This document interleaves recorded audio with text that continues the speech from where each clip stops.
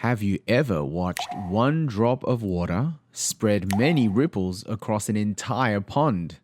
Its effect goes on and on and on. Our sin can be like that.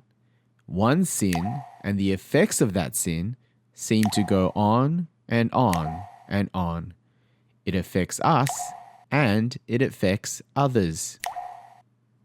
We've been reading the book of 2 Samuel in Kids Church. Today we will see how David's sin has consequences for many years to come.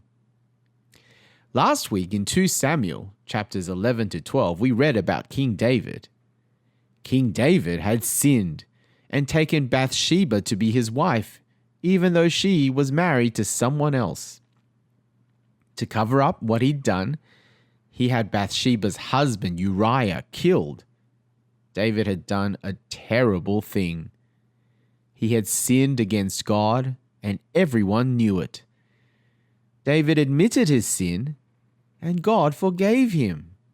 But the consequences of David's sin would go on and on. God said that because of David's sin, his son would die, and he did. God said that because of David's sin, his wives would be taken from him and given to another. And they were. And God said that because of David's sin, there would always be fighting in his kingdom while he was king. And so for most of David's life, there was fighting. And worst of all, fighting happened in his own family too. His children attacked each other. And one of David's sons, Absalom, turned against him. Here's what Absalom did. Absalom set about making himself famous.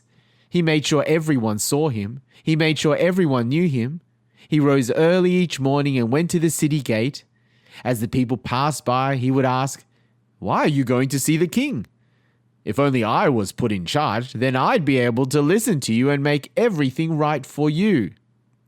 Absalom did all of this to make the people like him more than his father David. And it worked. Then Absalom asked his father if he could leave the city, and David agreed. But as soon as he left the city, Absalom began gathering people to himself. He was plotting against his father. He wanted to be king. When David heard what his son Absalom was doing, he fell to his knees and cried.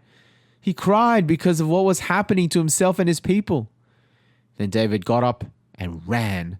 The king had to escape his own city because of the trouble in his family. Oh no, the effects of David's sin seemed to go on and on and on.